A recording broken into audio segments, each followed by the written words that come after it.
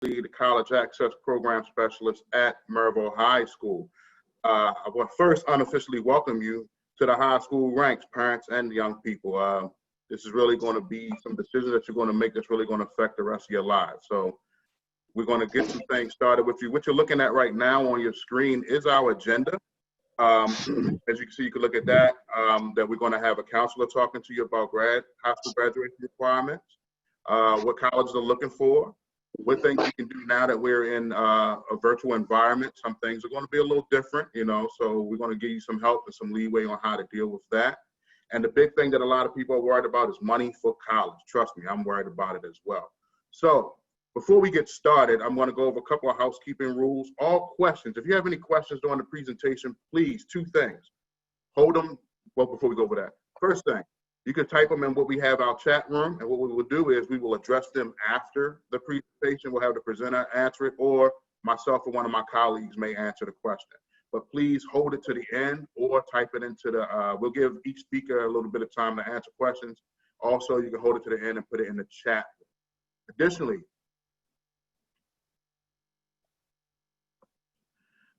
for some people who need a translator, we have Spanish broadcasts available for you.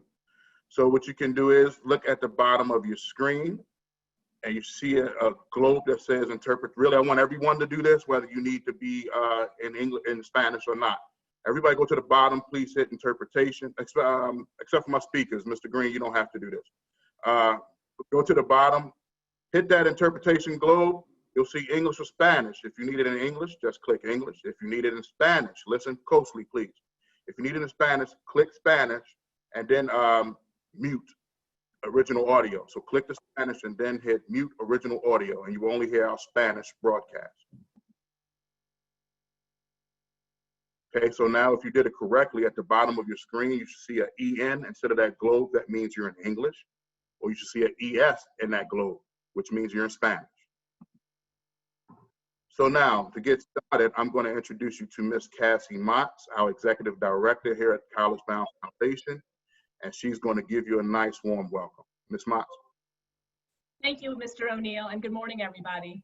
On behalf of all 34 of us on the CollegeBound team, welcome to the 5th Annual Success Seminar for 8th graders, or as we like to think of you, rising 9th graders. For many of you, this may be your first introduction into high school, into CollegeBound. Others of you perhaps have an older student in the family, so you're familiar with CollegeBound. Here at CollegeBound, we have about 20 CollegeBound specialists, like Mr. O'Neill, who mentioned he's at Mervo. There are about 20 of us in the high schools across Baltimore City. And we work with high school students starting in the 9th grade and then more intensively in the upper grades, particularly in the spring of your 11th grade year and very much in your 12th grade year, to help you navigate the path to college or to choices outside of college. So I urge you to, when you get to school virtually this fall, get to know your CollegeBound advisor, and CollegeBound will be staying with you for the next 4 years. I also want to say that in addition to working with students on college applications, financial aid, college tours, college scholarship applications, at CollegeBound, another part of our team awards scholarships to graduates of Baltimore City schools. And in fact, we award close to $3 million every year to graduating Baltimore City school students to go to college. And you'll hear more about how to pay for college later in the agenda, but please keep that in mind, because if you remember nothing else, if you happen not to have a CollegeBound specialist in your high school, you are still eligible for CollegeBound scholarship money in your 12th grade year as you're heading to college. So in closing, I just would like to say two things. First of all, thank you to my colleagues, particularly Mr. O'Neill and his team, for organizing this today.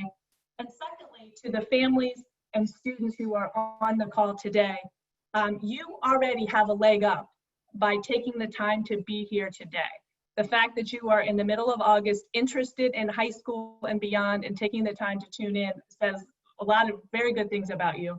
And I would say that the data shows that students who succeed in 9th grade, students who have strong attendance, and students who pass all of their classes in the 9th grade in particular, have a much greater chance of getting into college and graduating from college. So ninth grade is really a key year. You're already off to a strong start. This ninth grade year is going to be a little different. We're at least going to be starting remotely, but thank you for being here today, and good luck this fall and the next 4 years to come. Thank you, Mr. O'Neill. Thank you, Ms. Motz. So now we are going to move into our presentation now. We're going to start first, give you those house rules again. If you have questions, please address them in the chat room. They will be addressed at the end of the presentation. By right now, we're going to have Mr. Green speak, so he'll either address those, or if it's something that I can hit, I'll hit it. We'll do that. Additionally, if you just joined in, please go to the bottom of your screen and you will see a globe that says interpretation. Click that. If you want English, hit English. If you want Spanish, please select Spanish, and then mute original broadcast so you can hear the simultaneous broadcast going on. So right now, we will have Mr. Dwayne Green from the Baltimore Polytechnic Institute. He's a guidance counselor, been in education. I ain't gonna tell him how long, Mr. Green, but I know he's been in it for a long time. So he is a wealth of knowledge and information when it comes to guidance counseling, NCAA, and Baltimore City graduation requirements, which is what he is here to talk about now. So Mr. Green, take it away. Good morning, good morning. I want to first thank you again, Mr. O'Neill, for inviting me to present. And again, I want to salute all the parents and students and families who are a part of this event today. And again, as Ms. Mott said, I would like to wish you all well for this upcoming school year and beyond. My goal today is to speak a little bit about promotion and graduation requirements. A lot of this information can be found directly on City Schools website, but I kind of synthesized some important key points for students and families to kind of focus in on as we're moving forward in this process. And so there are three main objectives today that we want to kind of hit on. The first one is we want to make sure that we are familiar with the requirements to earn a Maryland State Diploma. And also in line with that, we want to look at the credit requirements for the Baltimore City Schools Diploma and the promotion requirements. All right, so there are three main requirements in order to earn a Maryland State high school diploma. The first is academic, so you have to pass specific academic courses in order to be eligible. Also, there's a service learning requirement, and then there's a testing or assessment requirement in order to graduate with a state diploma.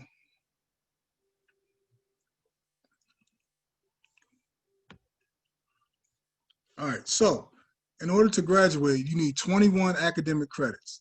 All right, and those credits are broken down into your core content areas. So you need 4 credits in English. And so again, each year you would take an English class, English 1, English 2, 3, and 4. You need 4 math credits, starting with Algebra 1 and beyond. So it can be Algebra 1 is the lowest level, and then the other 3 would be Algebra 2, Geometry, and then a higher level math. 3 science classes to include biology, as well as 2 lab sciences. 3 social studies classes, U.S. history, American government, and modern world history are the courses that we need in the history. 1 credit in tech ed, 1 fine arts credit, 1 half credit each in phys ed, as well as in health, and 2 credits in electives. And looks like my sheet is kind of cut off at the bottom, but the last thing, 2 credits in world languages. So whatever language you decide to take, you would need 2 years in that language. And if you're in the career and technology ed program, you can actually get, if you successfully complete a CTE pathway, that pathway can substitute the world language requirement. Now, some schools offer world languages as well as CTE, so students can kind of be on track to meet that requirement in both ways.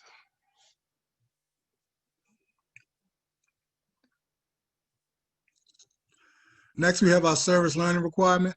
All right, so every student is required to earn 75 hours of service learning. And many people call it community service. Community service is what people get when they're sentenced through the court for committing a crime, but service learning is basically an opportunity to gain something through providing service. And so that's completed through curriculum integration. Many students come into high school already having some hours because in the middle school, some of the middle schools have it built into curriculum and different projects and activities. And also students can earn those hours through working with a nonprofit organization. Many people do services with their religious organizations, or they work with organizations that support needy families through feeding them and different events like that. Working at a nonprofit childcare facility, volunteering at a recreation center, different events and different things like that. Now, one thing to be very clear about, service learning hours cannot be earned through working at a for-profit business. Now, sometimes students may have family members who are entrepreneurs and have their own businesses. We've had students who, they may work and sweep at their uncle's barbershop, or help someone cutting grass, or working, volunteering at their, a family member's daycare or something like that. Anything that's a for-profit organizational business does not qualify for service learning. It has to be a not-for-profit to validate those hours.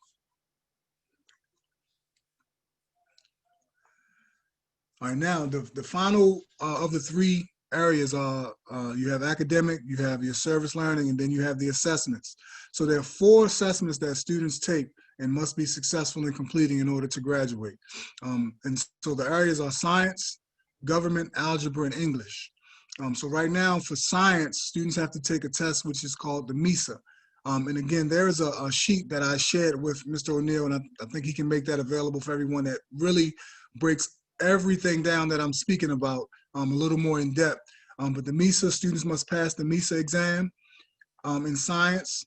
American government, when you take the American government class is when you would take that exam, the HSA, at the end of that school year. And so you meet that requirement by a passing score in the test. And if students take the test multiple times and they're unsuccessful, the state has what they call bridge validation. So there are projects that students can complete based on your score. Depending on your score will determine the amount of projects that need to be completed in order to meet that requirement. And then you also have the combined score, which is basically based on the government, algebra, and English. There's a combined score that students can get to meet that requirement. And likewise for the algebra PARC and the English PARC exam. Once you take English 2, once you take algebra 1, the PARC and the English assessments for algebra and English, will be taken. Now, on that note, many students come into high school already have taken algebra.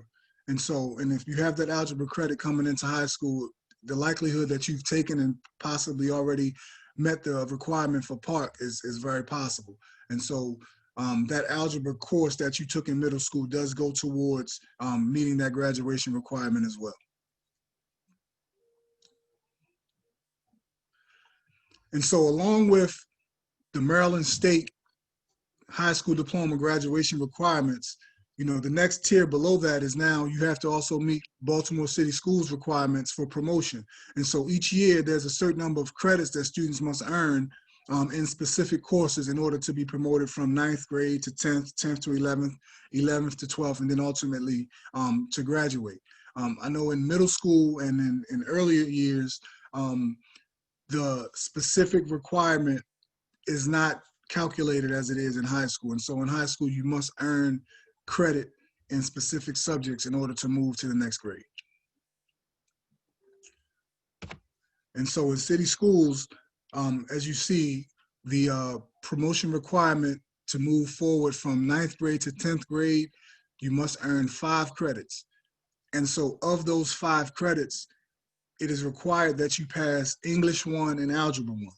And so depending on how many credits your school offers, you may have an opportunity to earn as many as 7 or 8 credits in the school year. And so you must earn 5, and of that 5, you have to earn English 1 and Algebra 1. All right, and then in order to move from 10th to 11th grade, is a cumulative 10 credits. That means 5 credits from 9th grade, 5 credits from 10th grade. And again, of those credits, there are specific required courses that has to be a part of that. And so you have 3 credits in English, algebra, and geometry. So English 1, Algebra 1, English 2, and Geometry. So of those 4 courses, you have to pass at least 3 of those and 1 credit in Science or Social Studies. And so your Modern World History, American Government or U.S. History, as well as likely your Biology course should be passed in order to move to 11th grade. All right, and then again, to go from 11th to 12th grade, you have to have 15 credits total. And again, you need 21 credits to graduate. And so in order to move from 11th to 12th grade, you have to have at least 15. And again, 5 credits will be English 1, 2, and 3, Algebra 1, Geometry, and Algebra 2 needs to be a part of that. And also 3 credits in your Social Studies and Science. And so if by chance a student meets that bare minimum and passes 5 credits a year that incorporates each of those required courses, in your senior year, you would need to pass at least 6 classes to graduate. Now, again, this doesn't account for some of the elective courses and the specialized programs that many schools offer. This is basically the bare minimum core course requirements that students must pass in order to move from one grade to the next. All right, and so again, right now, this is just an opportunity to kind of recap some of what I shared. And so the first question that I want you to kind of think about to make sure that you're clear on it is, what are the requirements to earn a Maryland high school diploma? And again, there are 3 requirements that we talked about. That's the academic requirement, service learning, and the assessments. So those are the 3 areas that students must show competence in order to graduate. The second question that we ask ourselves and we want to make sure that we're clear on is, what is the credit requirement to earn a high school diploma? And so how many credits, as well as what specific courses you need to pass in order to earn that high school diploma. And on track, and while you're on your path to earn that diploma, you have to know the Baltimore City Schools promotion policy. And so these are the steps that you take on the way to earning your diploma each year. There are courses that you need to earn in order to do that. And so, 5 courses, 5 credits each year in those specified courses will have you well on your way to earn your high school diploma.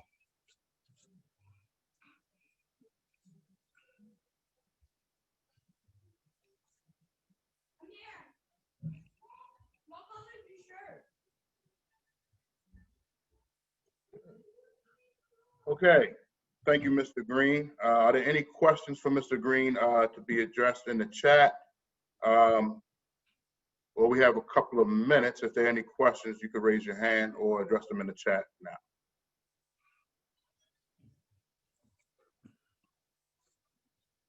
No one? Mr. Green is just that good. He answered all the questions. All right. So, Mr. Green, I'm going to ask you to stick around just for maybe 5 more minutes to see if anything comes in. If not, then I'll be back in touch with you. No problem at all. Thank you. All right. So, again, I'm going to ask that everybody please keep their microphones on mute unless you're a speaker that's preparing to speak. And additionally, our next speaker hasn't logged on yet, so I'm going to ask Miss Ayana Jones. Are you ready to start, ma'am? Okay, so coming up next is Mrs. Ayana Jones is going to speak to you about some of the things that you can do with a virtual path that we're on right now. We really don't know how long we're going to be on it. I pray that we get off it soon for everyone's health and for my own sanity in more ways than one, that we can really do that. So Ms. Jones is going to give you some options that you're going to take as a young person moving into this high school / to college life that we really here to push at CollegeBound and Baltimore City. So Ms. King, if you can bring up the presentation. Ms. Jones, you go. Sure. And Mr. O'Neill, can you allow Ms. King to share her screen, please? Can you give her that privilege? Yes.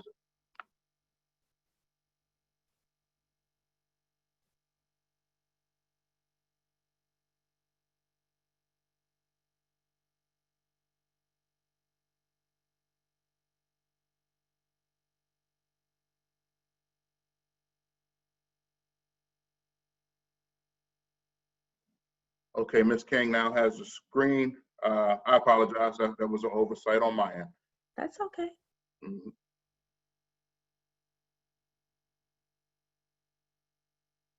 So while Ms. King is bringing up the screen, thank you so much, Mr. O'Neill, for introducing this. Yes, I'm going to be speaking to you all, parents and students, about virtual opportunities in college access.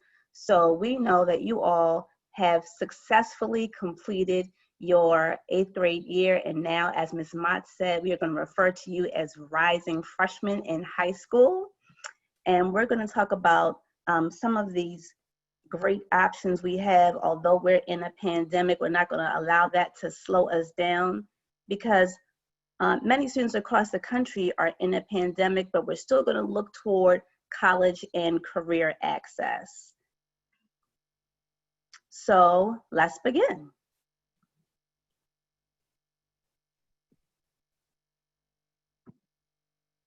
So when we look for college and career access, we're typically talking about, for your age group, summer camps or summer opportunities. They may be in different areas like STEM, or they may be art related. They may be coding related. You want to get your feet wet in a couple different areas just to figure out what you might enjoy or what career field you may be passionate about. Many of these opportunities may be here in Maryland, or they may be out of state. You may have to ask your parents, listen, I want to go to this particular program, and your parents will have to get you there. Many programs, their target audience typically is rising juniors or rising seniors. We have limited options for rising freshmen, but I'm going to give you a few little tips about what kind of things you guys can look for your rising freshmen. Next slide, please.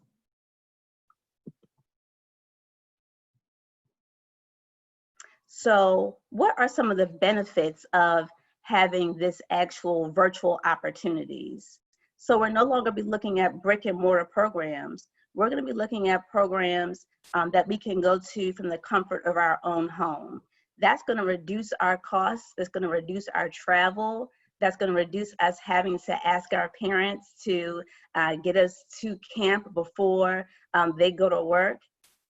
Many of the programs have also shortened their length. So they're no longer 5 to 6 weeks. They may be only 1 to 2 weeks, which allows us to tap into a couple of different areas or topics. We may be able to do a 2-week camp just for fun, and then later on do a 2-week academic camp. Where before we had to worry about staying on campus, or if we're going to be residential or commuter, now we have the opportunity to, again, go from our own homes and just see where we are. No one can hear me? Hey. You can hear me? Okay, sorry, I just got a text that you couldn't hear me. Okay, great. So our target audience, again, of course, is going to be rising 9th graders. Can I have my next slide, please?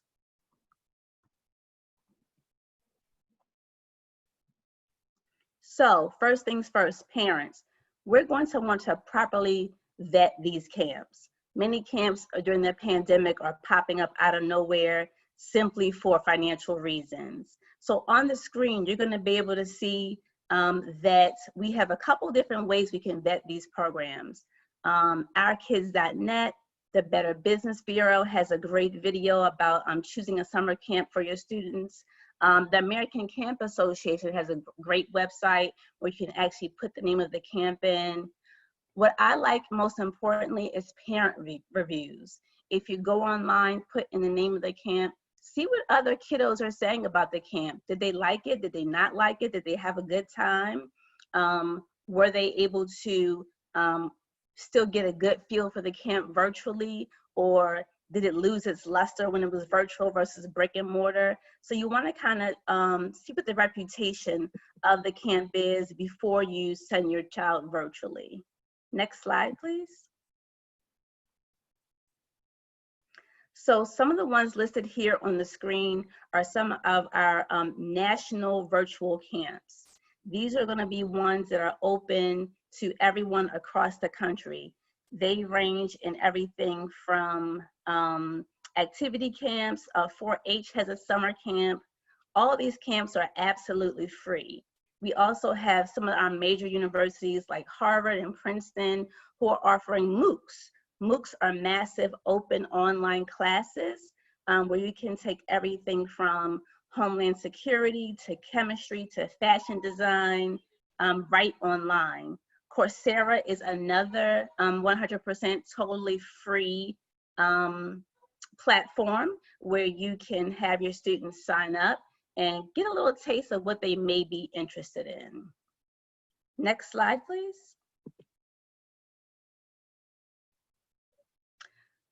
Some additional virtual summer camps available to our rising freshmen in high school. As you can see there on the screen, some that are in journalism, some that are in coding. University of Maryland College Park actually has an extension program that offers a variety or a list of several programs that you can go on and take virtually. What's great about these programs is now that they are virtual, they have more spaces. Previously, you may have only been able to accommodate 25 students. Now they're able to accommodate a lot more students because they're in a virtual world. Some of them that did cost money are now free. Some of them that did have a higher GPA requirement has dropped their GPA requirement in order to accommodate more students. Next slide, please. Some programs local here to Baltimore, the pharmacy camp in Notre Dame previously was $375. Like, who can afford that? But virtually this summer, it was absolutely free. Again, University of Maryland Extension program. We have programs that are out of Hopkins, also programs in DC. All those programs that went virtual were absolutely free. So if in the past, parents, you were able to see a program that you thought might be of interest to your student, but you were a little bit hesitant because of the price tag, go ahead and Google it again now and Google it again closer to the spring and see if they do in fact offer a virtual option that may be less cost prohibitive. Next slide, please. Beyond C2 is a great program if your students are interested in service leadership. Its target audience is 8th and 9th graders. Again, on the screen, you will see their website. This is a great program if your students are interested in doing more for the community. Next slide. Another great one that was out of the Enoch Pratt Library last summer that went virtual this summer was Hip Hop Architecture. Great program. Typically, they're only able to accommodate a few students at each location. But this summer, again, because they went national, they were able to accommodate 600 students. Students were able to get a little taste of AutoCAD. They were able to do sneaker design. They were able to do a lot of cool stuff. And again, if your student is not quite sure what they're passionate about, what they're interested in, it allows them to dip their toes in a couple of different things. Next slide, please. And yes, so for those of you who are community minded, yes, you can actually do virtual service learning hours. If you guys want to, you can go to Volunteer Match. On Volunteer Match, you can put your interest, where you're located geographically, and they will come up with some volunteer options for you. Teen Life is another great resource, another great website that talks to you about virtual service learning opportunities. Letters Against Isolation is another one. where you can write letters at home and make cards at home. You then send them off to assisted living facilities and nursing homes for our seniors and our elderly that may be feeling a little lonely during the pandemic because they can't have visitors. Again, you want to talk to your school counselor and get these pre-approved, but these are great resume builders. So when it's time for you to actually apply to college, you can put on your resume that even during the pandemic, I was still community minded. I still looked for virtual service opportunities. And we, a bit later on in the chat, can add the website to Maryland Public Schools, where they'll give you the outline of what the service learning hours should look like. I know that was a lot at one time. Next slide. I know that was a lot at one time. I know we're going to entertain questions at the end.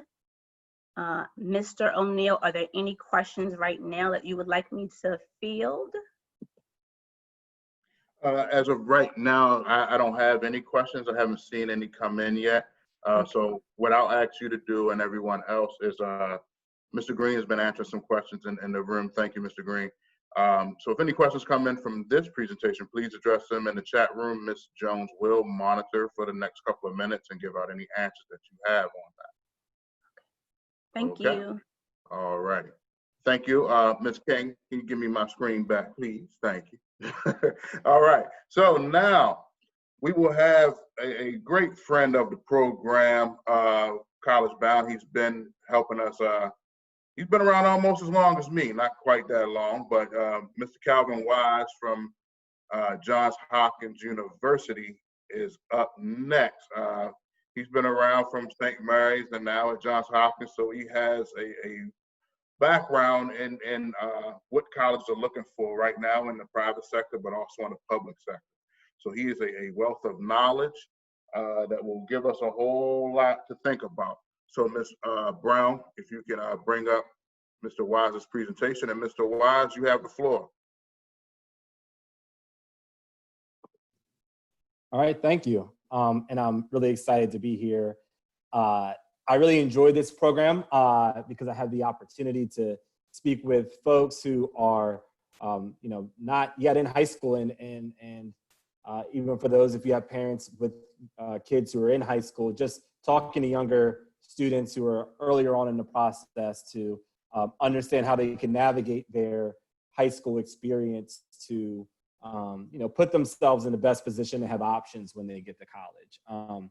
It's interesting that we're having this conversation now because pretty much every day that I spend, we are in conversations about what are we looking for? One of the things that this pandemic has caused us, and I'm not sure how in touch you are with what this is looking like on the college side, but we're in the process of having to reimagine or rethink about and retool our traditional tools and practices and ways we looked at high school students because of all the things that you all are aware of, and what you were even discussing about the limitations for extracurricular activities and class interruptions and so on and so forth. And so I think one of the silver linings to this whole process is that colleges across the country and around the world really are really rethinking what the process means, what are we really looking for, what really matters in our process. And so I'm really happy to be here to talk a little bit with you all about that. Yes,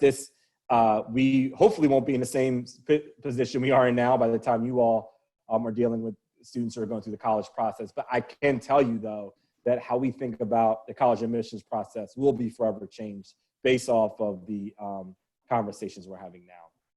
So I'm going to give you a really high level understanding or view of the college admissions process and what colleges are looking for. My goal here is for you all to, as Marquise just said, just think about and understand as you're helping your child navigate high school and what experiences they want to take advantage of. The first thing I will say, I remember when I was going through this process, I went to a college prep high school, but I'm a first generation college student. My dad was a UPS driver. My mom worked in daycare, very supportive in helping me go off to college. But there wasn't a lot of college knowledge to go around in my family. And I remember hearing from folks, family included, that to get into college, you had to, do well in school. Outside the classroom, you had to play a sport, play an instrument, and do community services, and that's what college is looking for. On the other side of that, I recognize, and I know, because I do it year in and year out in our office, that that's not necessarily true. It's less about checking boxes, and it's more about why students pursued certain opportunities and what they got out of those experiences. And I don't think those two mindsets are the same. So I'm going to talk about what we look for more broadly. I'm going to talk a little bit about how we recognize those traits in the application process, which I know is far out from you all, but that is important because our process very much is about a context-based process where we're pulling information out of the application. It needs to be documented in the application file. And I think that's a conversation for later on when your students are in the 11th and 12th grade and they're starting to pull together applications. And we have, Hopkins actually has workshops that we offer to help students figure out how to put their best foot forward. But it's important to note that we use the application to figure that out. Next slide, please. And I'll also say, as I talk about this stuff, this is going to be broad. This is not just Hopkins. This is how most schools are looking at the application process, and particularly schools that have what is called holistic admissions. That means they're going to look at more than just the GPA and the test score. There were some colleges out there that's all they looked at. They're not bad schools because of that, but usually they're less selective, or that's just how they go about their process. They look at a GPA, they look at a test score, and it is what it is, right? Most schools out there are going to practice what is called holistic review, which means they are going to look at different components of the student in addition to the numbers, the quantitative pieces. And in this point in time, schools who were relying solely off of GP and standardized testing, I've had conversations with them, are really thinking about how do they do holistic admissions review because they can't rely solely on the quantitative pieces.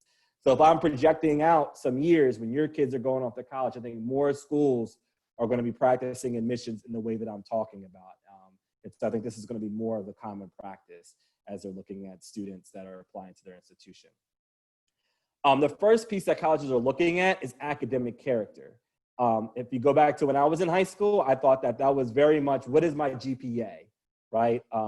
Whether it's a number, a letter grade, out of a 100-point scale, what is that? That's what colleges are looking at. And while, yes, we do look at kind of collectively what your grades are, for us, it's more about what those grades mean. I care more about how students have gone about their academic opportunities, right? Followed their interests. Students who say they like writing, hopefully they're doing well in their writing classes. Students who say they want to be an engineer, hopefully they're doing well in math and science classes, right? That's a little bit deeper than just how is your overall GPA of an assessment. We want to know how you are navigating the classroom environment, right? What type of student are you in class? We ask for teacher letter recommendations. And I always tell students, you need to make sure that you're doing what you're supposed to do in the classroom, you're engaging with your teacher, you're making those connections because they're going to write a letter of recommendation for you, right? And we want them to say nice things about how you have performed in the classroom. Not just what grade did you get, but how did you interact with the students around you? What happens when you were in small groups? When you had an assignment that was really interesting, how did you respond to that? For us, all those things kind of come into how we think about a student's academic character, right? It's more of a trait than just a number. It's about how are they going to approach all the opportunities that we offer them. The classes are going to be different. We're probably going to offer more classes than in high school. Students, majors change, their academic interests change. You may end up in a completely different career field than your major. That's likely nowadays. We know all those things. And so our approach more is around what type of characteristics as it relates to academics have you developed, right? And so you want to have conversations with your son and daughter about what classes do you like? Why do you like those classes? Talk to me about a topic in one of those fields that really interests you. What can we do more to learn more about that? Some I talked about summer programs, even online MOOCs.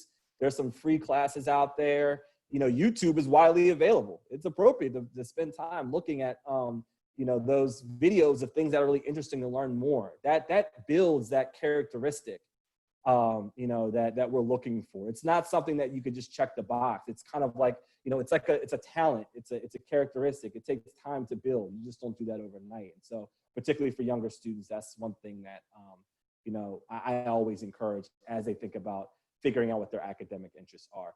You know, we want students who are doing well in all their classes, but we know certain students veer towards specific areas, and that is okay. We understand that, and that's part of how we think about how students approach their high school classes, curriculum, and opportunities. Go to the next slide. So one other quick thing about academic character that I want to mention. I know very much I'm the person who is the first reader on all files from Baltimore City, Baltimore County. We know that schools differ, courses at schools differ, students have different opportunities. You know, we look at applications from all around the world. So we understand what we, in our field, we call it context, the context of where students are coming from. We understand that when we're reviewing applications, and we don't compare one student to the next in our process. We look at what was available to them, what their interests are, and how they took advantage of that. Impact and initiative, that looks more at what students are doing outside the classroom. To my example earlier on about students kind of checking boxes and things that they think colleges are looking for, it's not about what clubs or organizations or even how many service hours you have. We ask ourselves, and we have conversations as we're reviewing the applications, how has this student made an impact in their community? How have they taken initiative? Maybe that is in community service because they have taken initiative to figure out an opportunity that they're really excited about. Maybe they have an interest in literacy for young people and they volunteer at a library and that's something that they are really interested in. That's great for us to hear about, right? We like that. Just a student just doing hours because I have to do them and I'm just gonna volunteer what's most convenient. We know that you have to complete certain hours, but that's not what we get excited to read about. We wanna know what excites students and what they really enjoy doing in their time. And that's what there are places in the application that students talk about that, and that's what we're looking at within that. Same thing with extracurricular activities. We don't have certain extracurricular activities that we're looking for. Students are, really concerned about, I need to be a leader in this and a leader in that. Leadership doesn't have to be you having a title. It's about how you are, again, making an impact. And that might be in a club that you're interested in high school, or that may be in your family. I had a younger brother. My parents worked a lot. I did a lot around the house, around preparing dinner and ironing clothes and all that. That was me making an impact within my family. And that's just as valuable as a student being president of, the student body at a school. That's very important. I worked in high school. There's a lot that I learned about that, about myself, about others. There are definitely examples how I stepped up and took initiative when I was working at the movie theater. That has as much value as any other extracurricular activity. And so don't limit, your student and what they want to get involved in. Don't let them just sit back and play video games and eat Doritos every day. But, there are ways that you can facilitate and foster their interests. And I make fun of video games, but people are making a lot of money in video games. And so, you want to balance what they're involved in. You want to encourage them to find interest. I think that's really important in having conversations with them about what their interests are and helping them connect them to ways that they can further develop those interests. But don't feel like you have to push your student into a box because that's what you think the process or was when you went through it, or what you think the process is, or what you think colleges are looking for. We care more about what students care about in this process than having a prescribed list of things we're looking for. Next slide, please. The last piece is not as tangible as the first two, but similar to how students are trying to figure out the match for them, what's the right college for them. There's a piece of us figuring out how do you fit into our community. And we can't have all students who play the trumpet in our incoming class. Like, we need students who are coming from diverse backgrounds, who have different characteristics and skill sets. And so throughout the application, based on, for instance, at Hopkins, we're a research institution. We want to create new knowledge for the world. We're a community of innovators and change makers who are collaborating together. Those are kind of all institutional values that we look through in the file. How are students collaborating in their family, within their within their school, within their church, right? Those are things that differ slightly at each institution, each college. But those are things that we're looking for. And so similar to how students are matching themselves up with the college and what colleges were a good fit for them kind of as a person, we're thinking about that on our end as well. And we look through the whole application to piece all those things together. So that's a little bit outside of what, students have control over and how they put their application together. But I think it's important to recognize that we are looking for a diverse class of students who are coming from all around the world. The goal here is for us to deliver an incoming class that are going to engage with each other, have conversations, support one another, challenge one another as students are going along their journey through college and beyond. And so we think about that broad collective of, for us, it's 1,300 students that we're looking for. Can you go to the next slide, please? That might be close to the last one. So those are the slides I prepared. If I could just kind of give some quick parting words for you all, just as takeaways. I know, being so early on in the process, it's hard to think about what colleges are looking for 3 or 4 years from now. We're living in a time of a lot of uncertainty in the next 3 or 4 weeks. It is very hard to wrap your head around the next 3 or 4 years. But I think what I can confidently say will be unchanged is colleges are not looking for students in the sense of, what is this student going to be when they grow up? What are they going to be when they get to our campus? I think what we're looking for ultimately, and as you think about working with your young people, it's about who is this person, right? And I think you want to focus as much. And I know when I was growing up, people were asking me what I wanted to be when I grew up my whole life. What do you want to be when I'm 5, when I'm 7, when I'm 10? And it changed throughout all of that. And I'm not doing any of those things right now. And I think it's important to still think about careers, and especially when you get to college, internships and so on and so forth. But I think getting to the root of the who do you want to be when you grow up? I think that's what's most important in refining those character traits now. There was a LinkedIn survey that came out about what are the most in-demand skills that employers are looking for. And some of those were communication, collaboration, persuasiveness, things that aren't necessarily, you could check a box and have, but take time for you to develop as a person. And I think as you think about, or as students think about their experiences through high school, they can work on collaborating with others. They can work on their communication. They can work on public speaking. They can work on developing interpersonal skills. How do you interact with people that are different from you? That's what really matters in our society. I just told you LinkedIn did a job survey, what job employers are looking for. But in the admissions process, students who do well in high school and students who are going to be successful in this very uncertain world 10, 20, 30, 40, 50 years from now, those are the things that are going to carry you through. And as I think about, I have a 5-year-old and a 4-year-old, as I think about them, those are the things that I'm thinking about. How am I helping build those skills for them? Their emotional intelligence, how they're interacting with others. That's really important. There was a question here, and maybe I glanced over too quick about like letters of recommendation. That goes to that. We're going to get letters of recommendation. We're going to get council letters of recommendation about students. Again, I already know in a transcript how the student did in the class. We're trying to figure out who is this person? How are they going to interact in the classroom? How are they going to interact in the residence halls as they're a part of clubs and organizations? And so students need to be cognizant of that's what we're going to be looking for in this process. It's not necessarily, yes, grades are important. Do not take away from this that doing well in school is not important. At Hopkins, all the students that we admit did really well in high school, but that's not where it stops. And if we went about our process in that way, we would probably admit 15,000 kids. We can't admit 15,000. We can only admit 1,300. And so we have a lot of conversations about who these individuals are and how they're going to impact our learning community. And I think that's what you want to focus on, you know, with your young folks. I don't. All right. Go ahead, Marquise. I was about to say, all right, was it more? No, I just saw some questions coming in. I don't know if you want me to just hit those or.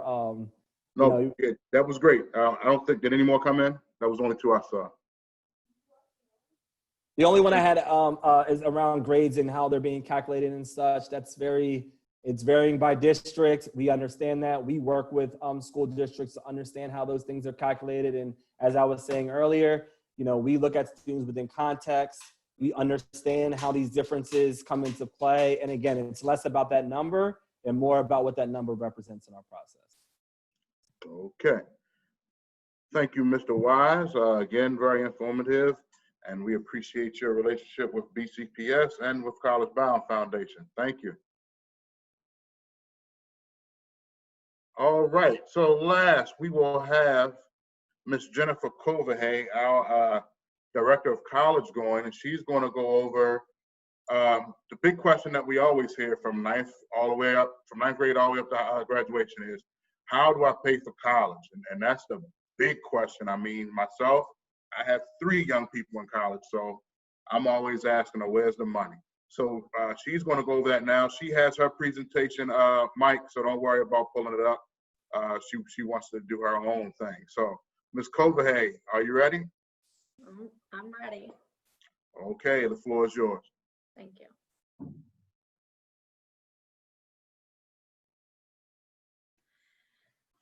All right, guys. Good. It's still morning, so good morning. I hope everyone is enjoying the day so far. In order to fully understand financial aid, paying for college, getting money for college, the first thing we should understand is cost of attendance. Cost of attendance is what a college estimates. It's an estimate of how much it will cost for 1 year of college, and every college has their own estimate each year. And every year that you will be in college, the estimate will change. The cost of attendance will change. So the way cost of attendance is broken down is into two main expenses. First is build, and that's the main goal, right? We need to make sure that we can cover the bill, the part that the college charges us, sends us a bill in the mail, and that's tuition and fees for everyone. And then if you're living on campus, that becomes room and board as well. The other part of cost of attendance is the cost. Every school will come up with an estimate on how much they believe books will cost, how much they believe supplies will cost, travel expenses. The further away from the school you live, your travel budget may be a little bit more expensive. And then personal expenses. I mean, you'll still need shampoo, and you'll need to get a haircut, you'll need tennis shoes, stuff like that. They'll come up with an idea of what they feel a college student will need to be successful while on campus that year. This is the breakdown of what the cost of attendance was for colleges in the area for 2019 and 20 school year. So this school year that just passed. So you can see the cost of attendance for BCCC, it's $20,000. However, the build expenses for in-state, in-county student is typically only around $5,000 or $6,000. Coppin is 21. I mean, if we look at some of the private institutions like McDaniel and Stevenson, you see that they're much more expensive. They're $53,000 and $60,000. And again, that's not for 1 year. That's not for 4 years. That is for 1 year only. So you have to take that amount and times it by 4 to get a true estimate of what it will cost to go to college.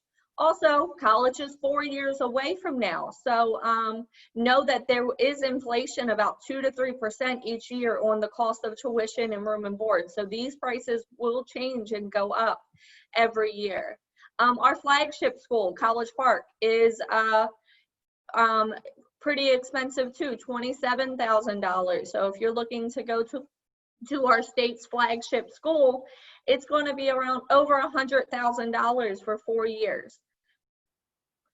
So now that we know how much we potentially need for college financial aid, one of the biggest misconceptions about financial aid is that it's only for needy families or only for families with low income, and that's just not true. Financial aid is any form, any money that helps students pay for their college expenses.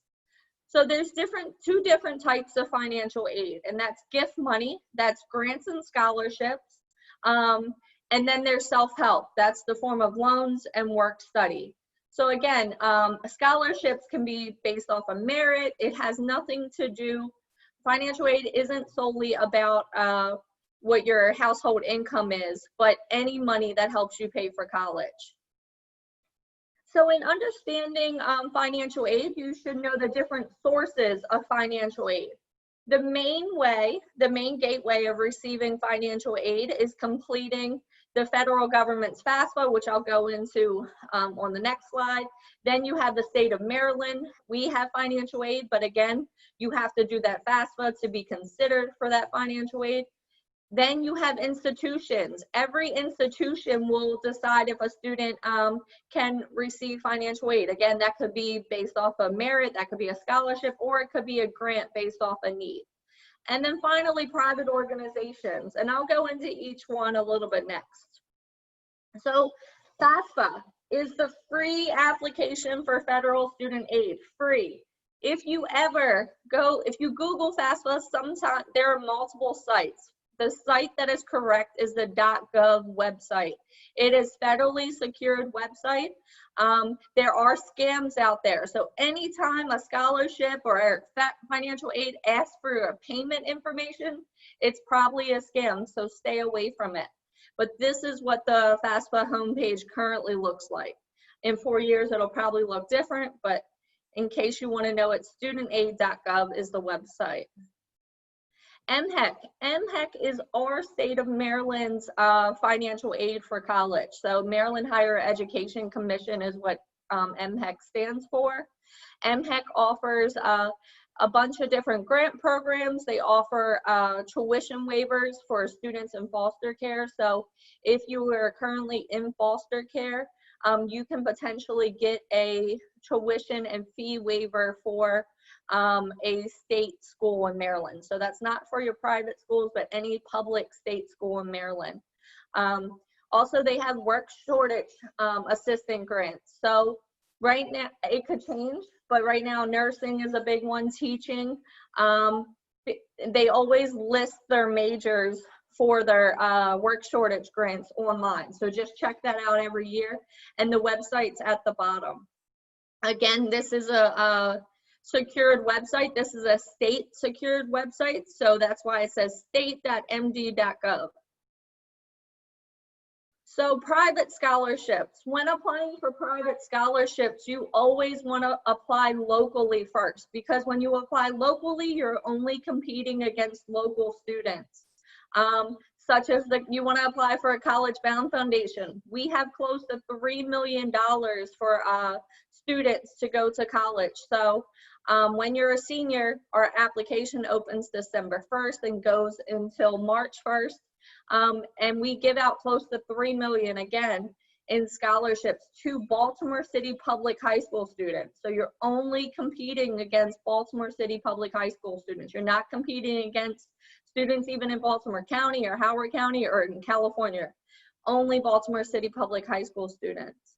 Another local organization is Central Scholarship. They you compete now in the state within 90 miles of Baltimore City. You can apply for Central Scholarship scholarships, and you are competing again locally. You're not competing nationally. And then I go into a little bit more scholarships. So your school system, Baltimore City Public Schools, we have scholarships. Make sure you're applying for them. AmeriCorps through Naviance. You guys hopefully got a little bit of Naviance training in 8th grade. If you didn't, you should get it in 9th grade. There is a way to search scholarships through Naviance. Again, look for the local ones first, but of course you can apply nationally as well. Parents, your jobs probably offer some type of scholarship for your students. So make sure you're looking at that. Also, I had a student before whose grandparent, because they had no employees who had seniors, they allowed grandparents to give it to their grandchildren scholarship. So it's just ask everyone. I put Coca-Cola, McDonald's, Chick-fil-A.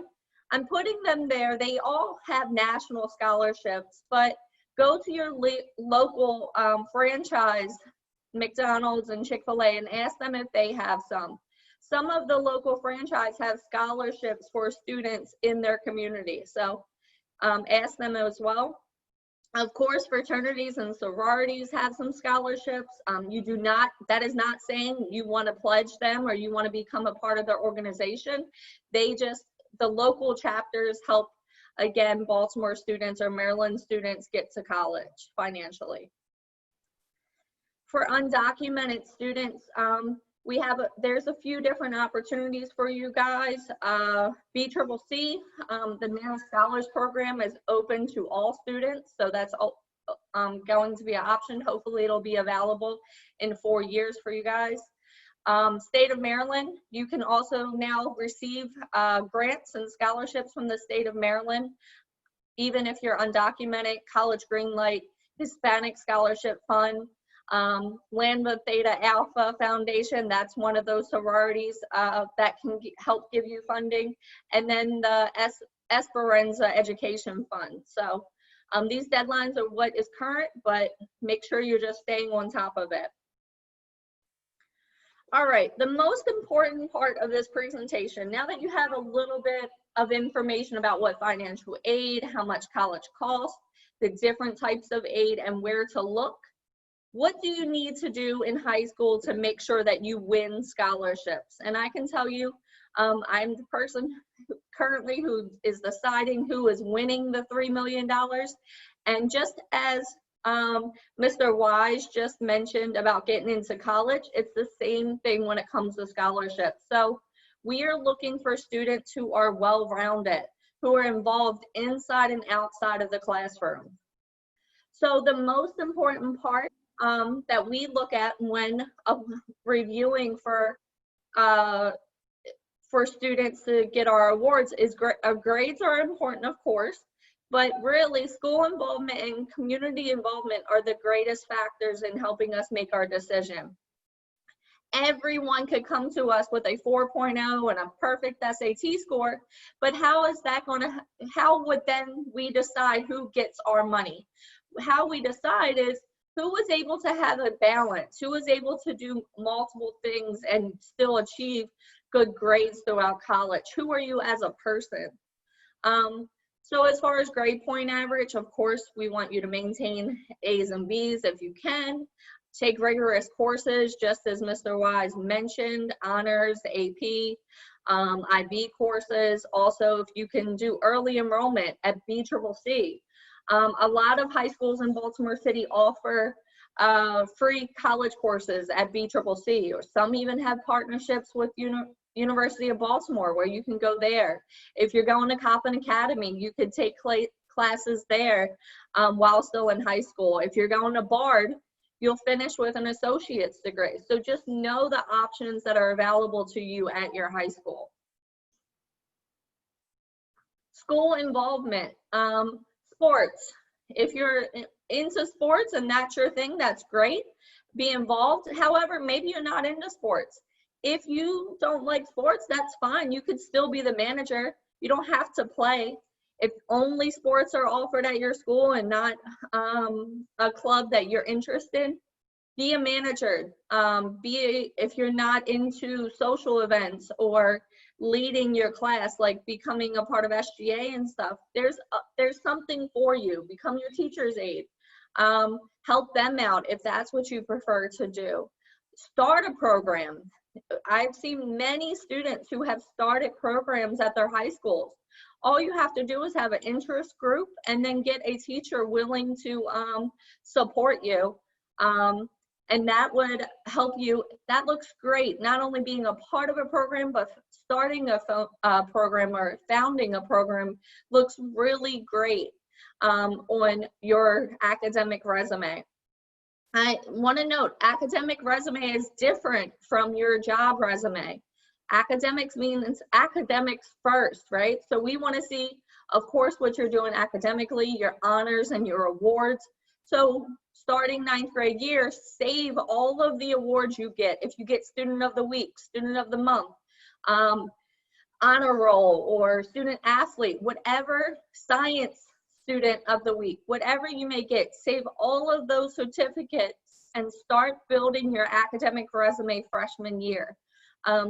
Because we want to see students 9th through 11th grade is typically what we see. So if we see that you didn't do anything 9th or 10th and the beginning of 11th, and you only did stuff at the end of 11th, that makes us feel that you really didn't want to do it, and you maybe just did it because you know you have to start applying to colleges. Start that academic resume now. Community involvement, that includes your church. That includes if you go to the community center and, you know, maybe play pickup games of sporting. You're not involved in an actual team, that's fine, but you're going to a rec center every afternoon and participating. Put that on there. That shows us that you're not just going home and going and play video games every day. Maybe you have to go pick up your younger siblings from school, or you have to go home and watch them. Let us know your household responsibilities that cause you not to be able to participate in events or activities as much as you would like. If you're interested in a selective school, make sure that you're doing research with your teachers or a program. Know the programs that your school offer, whether there's building steps or the merit program. There's tons of different programs throughout Baltimore City high schools. Just know what your school offers. So community involvement, I mentioned a little bit, but church, of course, your church counts. The homeless shelters, parks, the animal shelter, daycares. Again, participate in research if you can, and get internships if you can. Or get a job. You know, if you're in, maybe the internships don't pay and you really need to help support your family, that's fine. A job at Foot Locker counts on your resume. So make sure that you're just being involved in doing something with your spare time other than playing video games or sleeping. Just to recap, again, always visit your school counselor, visit your CollegeBound advisor. Freshman year is not too early. Again, this is the time that counts. A lot of colleges and scholarships look at how well you did your freshman year and how you succeeded years after. So get to know your teachers. Letters of recommendations will be needed for scholarships and to get into college. So you need to build connections with your teachers to make sure that they can write good letters of recommendations for you. Use professional email addresses. If you guys have email addresses with maybe it's for your social media accounts and it's not appropriate. If it's other than your first or last name, it's probably not appropriate. Create a professional email address and pay attention to it. Take challenging courses. Consider, again, AP courses or IB, or dually enrolling with a college. Get involved with school or community-based activities. Consider working, volunteering, or participating in academic enrichment programs. Go on as many trips as you can. And again, add that to your resume. That's great. And then start your awards, honors, and paid and volunteer work right now. Don't wait until senior year and then you're like, oh wait, what have I done the last 4 years? I probably can't tell you what I did 3 years ago. So start your list now of everything that you're doing. I had a student at a college fair last year come up to me who was a sophomore with a resume that already listed all of his 9th grade and 10th grade activities. That was great, because if you come to our table at a workshop, that is the first thing we're going to say to you, no matter what age you are. Do you have an academic resume, and what does it look like? So make sure that you're starting that list now. Save it. No award is too little. Put everything on there that you can. Do we have any questions? If you, I'll stop sharing. Have any questions? Okay. So I have a question. Is free classes at BCCC only for Baltimore City Public Schools? Yes, and only at certain high schools. Charter schools, unless they're paying for it, they don't necessarily offer it for free, but your traditional public high school in Baltimore City, you can be duly enrolled. Take college classes at Poly. Poly offers a lot of AP classes. So that, oh, go ahead. Yeah, they was already answered. We answered those in the chat room. Oh, you did. You answered that. So is there any questions that? Any new questions? Any new questions? Sorry, guys. It's all right. Okay. Well, thank you, Ms. Coverhay, for coming in and helping us with that information. We know the money questions are the ones that really hit home. So that brings an end to our. I think there's one question, Marquise. Do awards in middle school count? No, they do not count.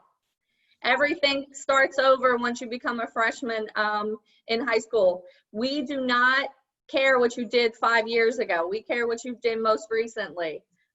Your community service hours still count. That still counts, but not your awards or anything like that. Okay. Thank you, Jen. So this will be the end of the presentation, but for everybody that is in within the next, I would say Monday, around Monday, early next week, we will have this broadcast sent out to you. We will also have what's called an empowerment guide going out to you. And that's basically everything that we went over today is in that guide. So anything that you need to refer to is in there. Additionally, you can reach us at our website, www.collegeboundfoundation.org, and everything about CollegeBound is on there, whether you want to know who is the college specialist at your school, who you need to talk to for scholarships, or you just want to call the main office and speak to Courtney for a little bit. All that is on there, and everything can be reached for CollegeBound there. So again, reach us at our website, www.collegeboundfoundation.org. You will also receive this broadcast will be available, and also you will get our guide, which has all the information and more that we went over. We address everything from the day even up to athletics and things of that nature. So if there aren't any pressing questions that will not be answered in getting the rebroadcast of this or our empowerment guide, I thank you for coming to our 5th annual 8th grade success seminar. And I ask that all CollegeBound staff please stay on the call. Everyone else, this is the end, and thank you for coming out.